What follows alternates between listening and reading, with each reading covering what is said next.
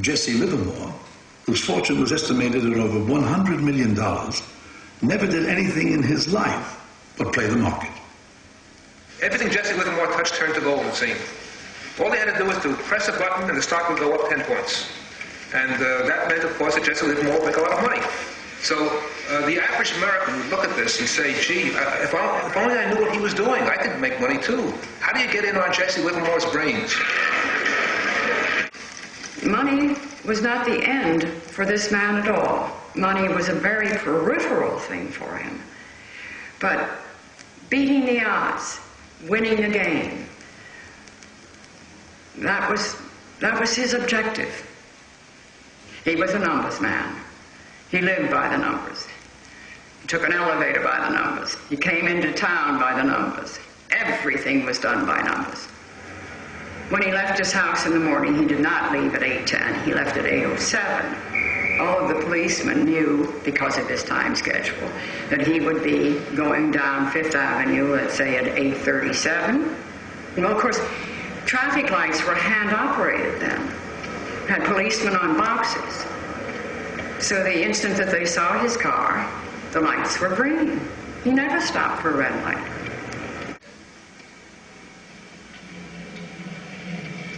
Few Americans lived like Jesse Livermore.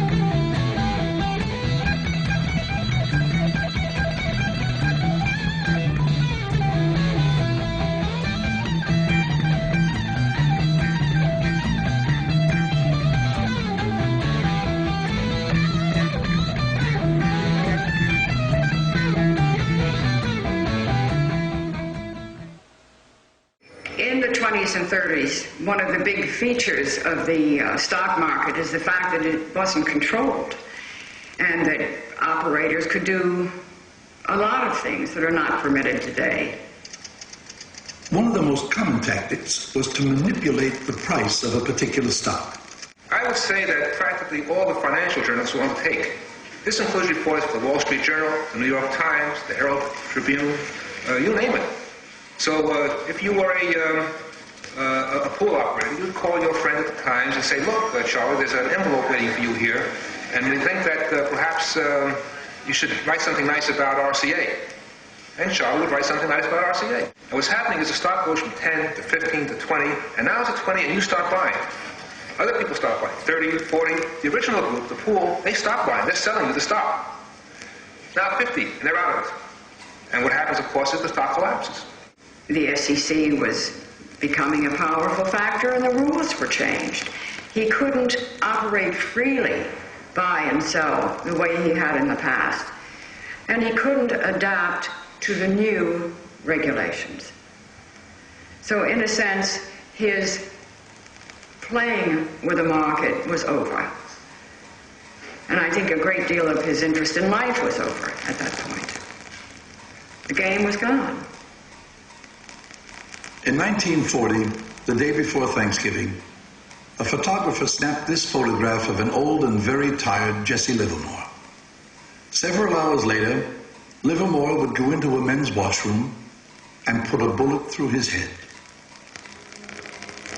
At the end of 1929, as they celebrated New Year's Eve, all that lay in the future. Nobody knew that the Great Depression was coming. Unemployment, breadlines, bank failures, this was unimaginable. Then good luck. They toasted the coming of the 30s.